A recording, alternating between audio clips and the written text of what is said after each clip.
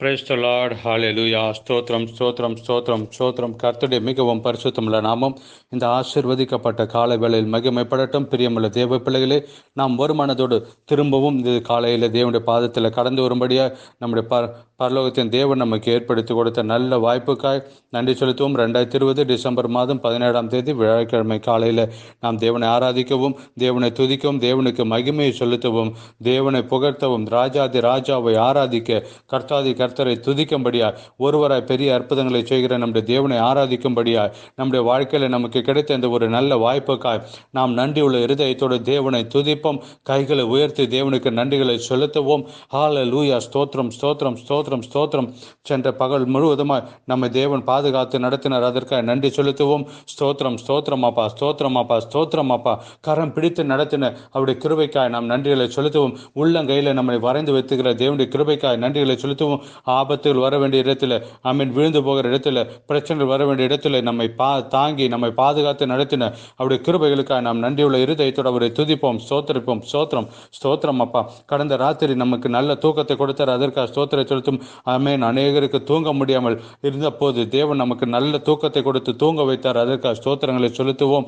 ஹல்லேலூயா ஹல்லேலூயா. ஸ்தோத்திரம் ஸ்தோத்திரம் ஸ்தோத்திரம் ஸ்தோத்திரம். இந்த காலையில் நம்ம எழுந்திருக்க செய்த தேவனுக்கு அவருடைய கிருபைக்காய் தேவனுக்கு நன்றி செலுத்துவோம். அவருடைய கிருபையால் நாம் இந்த நாளை காண செய்தார். ஆரோக்கியத்தோடும் சுகத்தோடும் சந்தோஷத்தோடும் இந்த நாளை காண செய்தார். அந்த கிருபைக்காய் நாம் அவரை துதிப்போம். அந்த அளவில்லாத அன்புக்கு நாம் நன்றிகளை செலுத்துவோம். ஹல்லேலூயா. அப்பா, நீர் எங்களை இந்த நாளை காண செய்தீர். அதற்காக ஸ்தோத்திரம் அப்பா. அப்பா, இந்த பகலில் நம்மை வெற்றியோடு நடத்தி கொண்டு போக அவர் உண்மையுள்ளவராக இருக்கிறார். அதற்காக நாம் துதிப்போம், ஸ்தோத்திரிப்போம். ஆபத்திலிருந்து நம்மை பாதுகாத்து இந்த பகலில் நம்மை நடத்தி கொண்டு போகிற அவருடைய அளவில்லாத கிருபைக்கு நன்றிகளை செலுத்துவோம். கர்த்தர் நல்லவர், அவருடைய கிருபை என்றும் உள்ளது. சங்கீதம் 105 நாம் இப்படியா வாசிக்கிறோம்: கர்த்தரை துதித்து அவருடைய நாமத்தை பிரஸ்தாபமாக்குங்கள், அவருடைய செய்கைகளை ஜனங்களுக்குள்ளே பிரசித்தப்படுத்துங்கள். 3 காரியத்தை பார்க்கும். முதலாவது துதிக்க வேண்டும், 2வது பிரஸ்தாபமாக்குங்கள், 3வது பிரசித்தப்படுத்த வேண்டும். துதிக்க வேண்டும், அவருடைய நாமத்தை பிரஸ்தாபப்படுத்த வேண்டும், அவருடைய செய்கைகளை ஜனங்களுக்குள்ளே நாம் பிரசித்தப்படுத்த வேண்டும். 2வது வசனம்: அவரை பாடி அவரை கீர்த்தனம் பண்ணுங்கள், அவருடைய அதிசயங்களை எல்லாம் தியானித்து பேசுங்கள். இங்கும் நாம் 3 காரியங்களை பார்க்கிறோம். ஒன்று, நாம் அவரை பாட வேண்டும். 2வது, கீர்த்தனங்கள் பாட வேண்டும். அவருடைய அதிசயங்களை எல்லாம் நாம் தியானித்து பேச வேண்டும். அவருடைய பரிசுத்த நாமத்தை குறித்து மேன்மை பாராட்டுங்கள். கர்த்தரை தேடுகிறவர்களின் இருதயம் மகிழ்வதாக. கர்த்தரையும் அவர் வல்லமையும் நாடுங்கள், அவர் சமூகத்தை நித்தமும் தேடுங்கள். அதாவது தேவனின் மீது நம்பிக்கை வைக்க வேண்டும், அவருடைய வல்லமையை நாம் நாட வேண்டும், அவருடைய முகத்தை நோக்கி பார்க்க வேண்டும் என்று சொல்கிறார். இந்த காலையில் எந்த விஷயமா இருந்தாலும் அவருடைய முகத்தை நோக்கி பார்ப்போம். அவருடைய வல்லமையில் நாம் விசுவாசிப்போம். நம்மை அவர் விடுதலையாக்க வல்லமை உள்ளவராக இருக்கிறார். அவர் அற்புதம் செய்ய வல்லமுள்ளவராக இருக்கிறார். அவர் எல்லாவரிலும் உன்னதராக இருக்கிறார். அதனால் அவரை சந்தோஷமாக துதிப்போம், நாம் ஜெபிப்போம். எல்லாருடைய கண்களும் மூடி நாம் ஜெபிப்போம். இந்த 17ஆம் தேதி காலையில் நம்முடைய உபவாச ஜெபத்தின் 7வது நாளில் நம்மை தேவன் கொண்டு வந்து நிறுத்தியிருக்கிறார். அதனால் நாம் ஒரு மனதோடு ஜெபிப்போம், கண்களை மூடி இருப்போம். நாம் ஜெபிக்க போகிறோம். நாம் ஒரு மனதோடு ஜெபிக்க போகிறோம். அமைதியாக இருக்காமல், மௌனமாக இருக்காமல், கண்களை மூடி சந்தோஷமாக அவருடைய பாதத்தில் கடந்து வந்து நாம் ஜெபிப்போம். எங்கள் பரலோகத்தின் தகப்பனே, இயேசு கிறிஸ்துவின் நாமத்தில் இந்த உபவாச ஜெபத்தின் 7வது நாளில் அப்பா, உம்முடைய முகத்தை நோக்கி பார்க்கிறோம். அப்பா, கடந்த பகல் முழுவதும் எங்களை பாதுகாத்த கிருபைக்கா ஸ்தோத்திரம். நீர் உண்மையுள்ளவராக இருந்தீர், அதற்காக நன்றி. இந்த நாளை காண செய்த கிருபைக்கா ஸ்தோத்திரம். அல்லேலூயா. அந்த பகலில் எங்களை கரம் பிடித்து நடத்தி கொண்டு போக நீர் உண்மையுள்ளவராக இருக்கிறீர், அதற்காக ஸ்தோத்திரம் அப்பா. அப்பா, நாங்கள் உண்மை ஆராதிக்கிறோம், நாங்கள் உண்மை துதிக்கிறோம், உமக்கு நன்றிகளை செலுத்துகிறோம். கர்த்தர் நல்லவர், அவருடைய கிருபை என்றும் உள்ளது. கடந்த பகல் முழுவதும் அப்பா, எங்களை வார்த்தையிலோ எங்களுடைய செய்கையிலோ எங்களை பார்வையில் ஏதாவது பாவம் வந்திருந்தால் அதை மன்னிங்கப்பா. இயேசுவின் ரத்தத்தால் எங்களை கழுவி சுத்தப்படுத்துங்க. நாங்கள் ஒரு மனதோடு ஜெபிக்கிறோம் அப்பா. விசேஷமாய் கர்த்தாவே, இந்த நாளில் கர்த்தாவே, நீர் எங்களை நடத்தி கொண்டு வந்த விதங்களை நினைத்து நாங்கள் துதிக்கிறோம், ஸ்தோத்தரிக்கிறோம் அப்பா. இந்த சத்தத்தை கேட்கிறோம் எல்லா மக்களுக்காக ஜெபிக்கிறோம். உங்களுடைய பிள்ளைகள் எங்கே இருக்கிறார்களோ, எந்த சூழ்நிலையின் மத்தியில் இருந்தாலும் கர்த்தாவே, நீர் அற்புதம் செய்ய அப்பா, நீர் போதுமானவராக இருக்கிறீர், அதற்காக ஸ்தோத்திரம் அப்பா. நீர் விசுவாசம் உள்ள, நீர் எங்களுக்கு உண்மை உள்ளவராக இருக்கிறீர், ஸ்தோத்திரம். உம்மால் கூடாத காரியம் ஒன்றுமில்லையே. நீர் அற்புதங்களின் தேவனாக இருக்கிறீர், அதற்காக ஸ்தோத்திரம். இந்த நாளில் உங்களுடைய பிள்ளைகளுடைய வாழ்க்கையில் அற்புதத்தை செய்யுங்க. உம்மால் கூடாத காரியம் ஒன்றுமில்லையே, அதற்காக ஸ்தோத்திரம். எந்த விஷயத்தில் அவர் பாரத்தோடு வேதனையோடு இருக்கிறார்களோ அதன் மீது ஒரு அற்புதத்தை செய்யுங்கப்பா. உம்மால் செய்யக்கூடாத காரியம் ஒன்றுமில்லையே. ஆமீன். வியாதியில் இருக்கிறவர்களே கர்த்தர் இந்த பகலில் என்று சுகம் படுத்துங்கப்பா. இயேசு கிறிஸ்துவின் நாமத்தில் பரிபூர்ண சுகம் இயேசுவின் நாமத்தில் ஆமீன் கடந்து வரட்டும். பரிபூர்ண சுகமும் ஆரோக்கியமும் கடந்து வரட்டும். அற்புதமான விடுதலை உடைய பிள்ளையுடைய வாழ்க்கையில நீர் கொடுத்ததுக்காக ஸ்தோத்திரம். அதுபோல அப்பா ஆமீன் பண கஷ்டத்தில் கடந்து பொருளுக்காக ஜெபிக்கிறோம். அதிலிருந்து விடுதலை கொடுங்க. வேலையில் கஷ்டத்தை அனுபவிக்கிறீர்கள், அதிலிருந்து ஒரு சுக சமாதானம் சந்தோஷத்தை கொடுங்க. பிஸ்னஸில் நஷ்டப்பட்டவர்கள் கர்த்தாவை இயேசு நாமத்தில் அவர்கள் திரும்ப பிஸ்னஸில் லாபம் பெறட்டும் அப்பா. பிஸ்னஸுக்கு உள்ள பிஸ்னஸ் செய்கிறவர்களுக்காக ஜெபிக்கிறோம். நஷ்டமானவர்களுக்காக ஜெபிக்கிறோம். அவருடைய வாழ்க்கையில் விடுதலை கொடுங்க. அற்புதங்கள் அவருடைய பிஸ்னஸில் நடக்கட்டும். கர்த்தாவே ஸ்தோத்திரம் அப்பா. உம்மால் கூடாத காரியம் ஒன்றுமில்லை. நீர் அற்புதம் செய்ததற்காக ஸ்தோத்திரம். அல்லேலூயா. அதுபோல மற்ற அநேக பாரத்தாலும் வேதனாலும் கஷ்டப்படுவர்களுக்காக ஜெபிக்கிறோம். உடைய கரத்தில் ஒப்பு கொடுத்து ஜெபிக்கிறோம். அப்பா அற்புதம் செய்ய வேண்டும் என்று ஜெபிக்கிறோம். ஸ்தோத்திரம் கர்த்தாவே. தலைமுறைக்காக ஜெபிக்கிறோம். அவளை வழி நடத்தி கொண்டு போகிற கிருபைக்காக ஸ்தோத்திரம். பிள்ளைகள் இல்லாமல் கஷ்டப்படுவர்களுக்காக ஜெபிக்கிறோம். அல்லேலூயா. கர்த்தராகிய இயேசு கிறிஸ்துவ நாமத்தில் அவளுக்கு பிள்ளைகள் உண்டாகட்டும், தலைமுறைகள் உண்டாகட்டும். இயேசு கிறிஸ்துவ நாமத்தில் தலைமுறைகள் உண்டாகட்டும் அப்பா. இந்த பகலில் கர்த்தாவே நீர் எங்களை நடத்தி கொண்டு போகிற கிருபைக்காக ஸ்தோத்திரம்.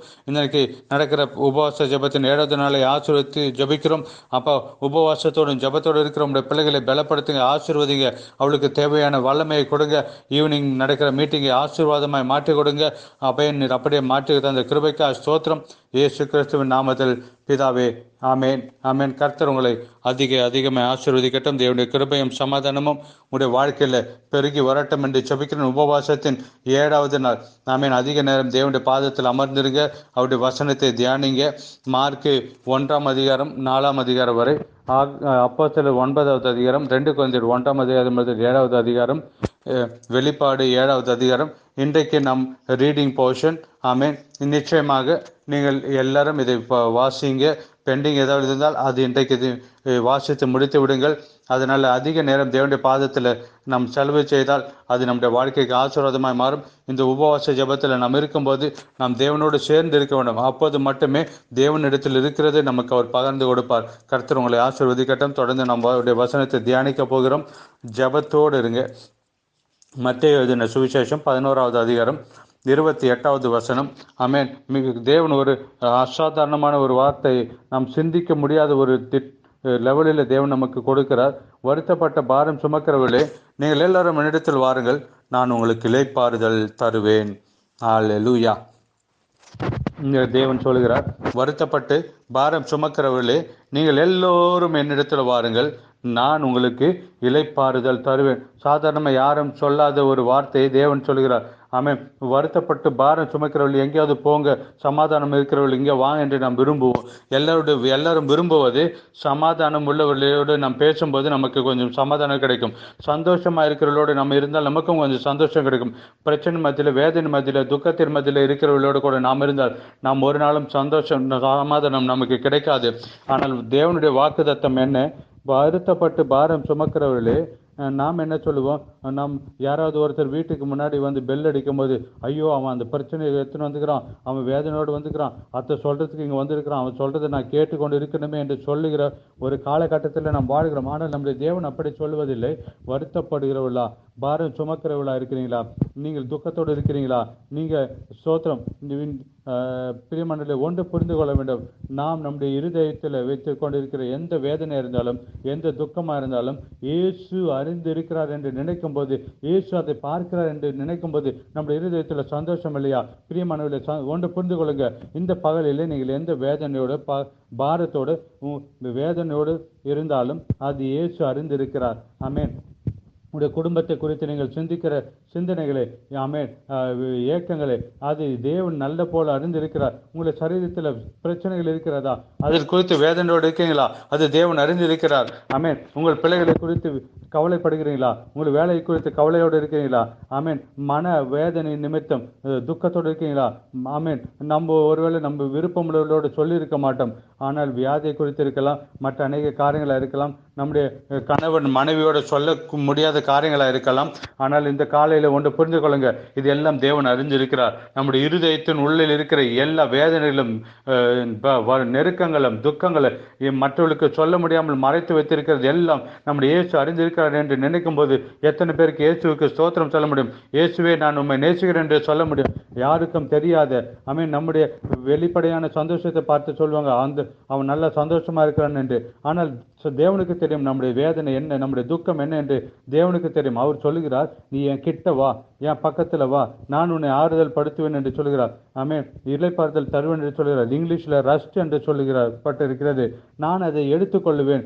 ஆறுதல் என்றால் நாம் தோலை தட்டி, பரவாயில்ல பிரதரே, நான் இந்த மாதிரி பிரச்சனையில் போயிருக்கிறேன், நாம் ஜெபிப்போம் என்று சொல்வது. ஆனால் நான் உனக்கு இளைப்பாறுதல் கொடுப்பேன் என்று சொன்னால், இளைப்பாறுதல் என்று சொன்னால் அதனுடைய அர்த்தம் நான் அதை எடுத்துக்கொள்கிறேன், நீ அதை இனிமேல் எடுக்க வேண்டாம். அது இப்படி ஒரு உதாரணம் இருக்கிறது. பழைய காலத்தில் வாகனம் வண்டி எல்லாம் இல்லாத நேரத்தில் அநேக பலுவை சுமந்து கொண்டு தலையில் வைத்து கொண்டு போகிறவர்கள் தூர போகிற வேளையில் சுமை தாங்கி என்று ரோடு பக்கத்தில் ஒரு கல் வைத்திருப்பார்கள். இதை பலுவை எடுத்துக்கொண்டு போகிறவர்கள் அவளுக்கு இலைப்பாற வேண்டும் என்றால் அதை அந்த கல்லின் மீது வைத்துவிட்டு தண்ணீர் கொடுத்து கொஞ்சம் இலைப்பாறல் எடுப்பார்கள். இந்த கல்லின் மீது பாரத்தை வைத்திருக்கிற வரை அந்த பாரத்தை சுமந்து கொண்டு வந்த அந்த மனுஷன் டோட்டலி ஃப்ரீ, அவர் இலைப்பாறுகிறார். இது போல இயேசு சொல்லுகிறார், அவர் நமக்கு இலைப்பாறுதல் தருகிறேன் என்று சொல்லும் போது இங்கிலீஷில் ரஸ்ட் கொடுப்பேன் என்று சொல்கிறார். அதாவது நீங்கள் அதை இனிமேல் சுமந்து போக தேவையில்லை, நான் அதை சுமந்து கொள்வேன் என்று சொல்கிறார். அதை நீ என்னுடைய கருத்தில் கொடுத்து விடு என்று சொல்கிறார். அதுதான் பேதுருவில் வாசிக்கிறோம். அவர் விசாரிக்கிறவரானபடியால் நம்முடைய கவலையெல்லாம் அவர் மேல் வைத்து விடுவோம் என்று சொல்லுகிறது. தேவன் நமக்கு ஒரு பெரிய ஆஃபர் கொடுக்கிறார். நீங்கள் எவ்வளவு பெரிய வேதனையோடு இருக்கிறீங்களா, துக்கத்தோடு இருக்கிறீங்களா, அதை நாம் என்ன செய்ய வேண்டும்? அவருடைய கருத்தில் கொடுத்து விட வேண்டும். அப்படி கொடுத்தால் அவர் நமக்கு ரெஸ்ட் கொடுப்பார். விசுவாசிக்கிறவர்கள் தான் இளைப்பாறுதலுக்குள் கடந்து போவார்கள். விசுவாசிக்கிறவர்களுக்கு தான் இளைப்பாறுதல் கிடைக்கும். எபிரேயரிலே விசுவாசிக்கிறார்கள் நாம் இளைப்பாறுதலுக்குள் கடந்து போவோம் என்று. அதாவது அது பரலோகத்தின் இளைப்பாறுதலை சொன்னாலும் நாம் அந்த இளைப்பாறுதலோடு நாம் ஒன்று இணைத்து பார்ப்போம். அப்படி நாம் விசுவாசிக்க வேண்டும். என் தேவன் என்னோடு சொன்னார், என் பாரம் எதுவாக இருந்தாலும், என்னால் தாங்க முடியாத காரியம் எதுவாக இருந்தாலும், நான் வேதனைப்பட்டு கொண்டிருக்கிற விஷயம் எதுவாக இருந்தாலும், அது அப்பா கையில் கொடுத்தால் அப்பா நமக்கு இளைப்பாறுதல் தருவேன் என்று சொல்லும் போது அதை நாம் விசுவாசிக்க வேண்டும்.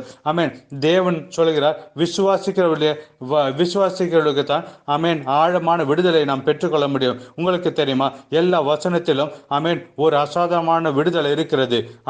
ஆனால் தேவன் சொல்கிறார், அந்த விடுதலையை அனுபவிக்க வேண்டும் என்றால் நாம் என்ன செய்ய வேண்டும்? நாம் அவருடைய இளைப்பாறுதலுக்குள்ளே கடந்து போக நாம் விசுவாசிக்க வேண்டும். எனக்காய் ஒரு தேவன் இருக்கிறார், என்னுடைய பாரத்தை நீக்கி போட ஒரு தேவன் இருக்கிறார், எனக்கு உதவி செய்ய ஒரு தேவன் இருக்கிறார், என்னுடைய பாரத்தை அவருடைய கையில் கொடுத்து விடுகிறேன் என்று சொல்ல வேண்டும். சுமை தாங்கி பார்த்துவிட்டு நம் பாரத்தை அங்கே இறக்கி வைக்கவில்லை என்றால் நாம் இளைப்பாற முடியாது. நாம் அந்த பாரத்தை அங்கு வைத்துவிட்டு நாம் அமர்ந்திருந்தால் தான் நமக்கு ஒரு இளைப்பாறுதல் கிடைக்கும். கர்த்தர் சொல்கிறார், உம்முடைய பாரத்தை நான் சுமந்து கொள்கிறேன். உம்முடைய பாரம் என்ன, உம்முடைய வேதனை என்ன, உம்முடைய நிந்தை என்ன, உம்முடைய துக்கம் என்ன, அதையெல்லாம் என்னுடைய கருத்தில் கொடுத்து விடு, நான் உனக்கு வேண்டி நான் அதை சுமந்து கொள்கிறேன் என்று சொல்லும் போது இந்த வாழ்க்கையில் நாம் சுமக்க தேவையில்லை. பாஸ்டர், ஊழியரை, நான் கலந்து போகிற பிரச்சனை உங்களுக்கு தெரியாது என்று நீங்கள் சொல்லலாம். நான் சுமந்து கொண்டிருக்கிற வேதனை பாரம் எவ்வளவுன்னு உங்களுக்கு தெரியாது என்று சொல்லலாம். ஆனால் தேவன் சொல்கிறார், அந்த பெரிய பாரமா, அது என்னுடைய நோக்கம் லகுவா இருக்கிறது.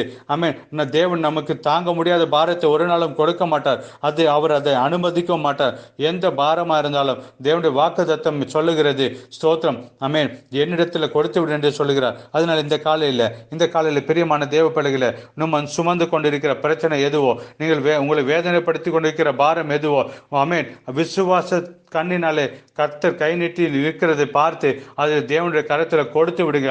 நீங்க மாறி உட்காருங்க, இலைப்பாறுதல் அறிங்க. இது பாஸ்டருக்கு பிரச்சனை வரும்போது இப்படியா சொல்லுவார், சேலஞ்சு வரும்போது, வேதனை வரும்போது பாஸ்டர் செய்கிற ஒரு காரியம், அப்பா உன்னுடைய பாரத்தை என் மீது வைத்து விடுன்னு சொன்னீங்களே, எந்த வேதனை வந்தாலும் ஜெபிக்க சொன்னீங்களே என்று சொல்லிவிட்டு, அப்பா இதை எடுத்து உங்களுடைய கரத்தில் கொடுக்கிறேன் என்று கொடுத்து விட்டு, இதை நான் திரும்ப எடுப்பதில்லை, நான் இலைப்பாறுகிறேன் என்று சொல்லிவிட்டு அவருடைய கரத்தில் கொடுத்து விடுவார். அசாதாரணமான ஒரு சமாதானம் சமாதானம் அந்த வேலையில் வரும் என்று. ஆமென். ஸ்தோத்திரம். இந்த நாளில் நீங்கள் எந்த விஷயத்தில் பாரத்தோடு இருந்தாலும், ஆமென் ஆமென், பெரிய விஷயமா இருந்தாலும், மிக பெரியதாக இருந்தாலும், தேவன் சொல்கிறார், வானத்தையும் பூமியையும் உண்டாக்கின தேவனுக்கு கூடாத காரியம் ஏதாலும் இருக்கிறதா அவரிடத்தில் கொடுத்து விடுங்க. நல்ல சுமை தாங்கியார் அவர் இருக்கிறார். நீங்கள் எடுக்க தேவையில்லை. நீங்களும் தேவனும் எடுக்கக்கூடாது. சொல்லுங்க, நானும் தேவனும் கூட 2 பேரும் எடுத்துக்கொள்கிறோம் என்று. நோ, அது தேவன் விரும்புவதில்லை. நீங்கள் என்னுடைய கருத்தில் கொடுத்து விடு என்று சொல்கிறார். அதனால நல்ல சுமை தாங்கியார் உங்கள் வேதனை, துக்கம், நிராசை எதுவாக இருந்தாலும் அதை எடுத்துக்கொள்ள தயாராக இயேசு நம்முடைய கூட நிற்கிறார். இந்த செய்தியை கேட்கிற தேவ பிள்ளைகளை, உபவாசத்தை நேடுவதனால, இளைப்பாறுதலின் நாள், ஆமென், எந்த பிரச்சனையாக இருந்தாலும் விசுவாசத்தோட பிதாவின் கரத்தில் கொடுத்து விடுங்க. ஆமென். அவர் சொன்னது போல, அப்பா நம்முடைய கரத்தில் நான் கொடுக்கிறேன் என்று சொல்லிவிட்டு நீங்கள் இளைப்பாருங்க. ஆமென். நாம் இளைப்பாற தேவன் அழைத்திருக்கிறார். இளைப்பாற தேவன் நம்மை அழைத்திருக்கிறார். 7வது நாள் இளைப்பாறுதலினால் நம்மை அழைத்தது இளைப்பாறுதலோடு வாழ்வதற்காக. எதற்காக இளைப்பாறுதல் நாம் இழந்து விடுகிறோம்? நாம் நம்முடைய பிரச்சனை எடுத்துக்கொண்டு நடப்பதினால. ஆமென். உங்கள் மீது இருக்கிற எந்த பிரச்சனை இருந்தாலும் அது என்னிடத்தில் கொடுத்து விடு, நான் அதுக்கு விடுதலை கொடுப்பேன் என்று சொல்கிறார். ஆமென். நாம் சொல்லலாம், பாஸ்டர், ஊழியரே, பிரதரே, நான் இது கொடுத்து விட்டு எனக்கு இதுவரை விடுதலை வரவில்லை என்று சொல்லலாம். கொடுத்தீங்களா? கொடுத்துட்டு நீங்க சமாதானமா இருங்க. ஆமென். சமாதானமா இருங்க. பிரச்சனையை விடுதலை கொடுக்க தேவன் ஒரு நேரத்தை வைத்திருக்கிறார். சாலமோன் சொன்னது போல எல்லாவற்றுக்கும் ஒரு நேரம் இருக்கிறது. அந்த நேரம் வரும்போது தேவன் அதுக்கு விடுதலை கொடுப்பார். அதுவரை ஒரு தீமையும் வராமல் பாதுகாக்க தேவன் உண்மையுள்ளவராக இருக்கிறார். ஆமென். உங்களை வேதனை, துக்கம், பாரம் எல்லாம் தேவனுடைய தோளில் வைத்துவிட்டு இளைப்பாற வேண்டும் என்று பரிசுத்தானவர் நம்மிடத்தில் சொல்கிறார். இது இளைப்பாறுதலின் நாள். விசுவாசிக்கிறவர்கள் அவருடைய இளைப்பாறுதல்கள் பிரவேசிப்பார்கள். எதற்காக விசுவாசம்? இளைப்பாறுதல் விசுவாசம் இல்லாமையினால். இயேசுவை விசுவாசிக்கிறவர்களுக்கு இளைப்பாறுதல் இருக்கும். தேவன் உங்களை ஆசீர்வதிக்கட்டும். ஈவினிங் மீட்டிங்கில் பங்கு பெறுங்க. கர்த்தர் உங்களை ஆசீர்வதிக்கட்டும். We are shining by the power of Holy Spirit. God bless you. God bless you. Amen.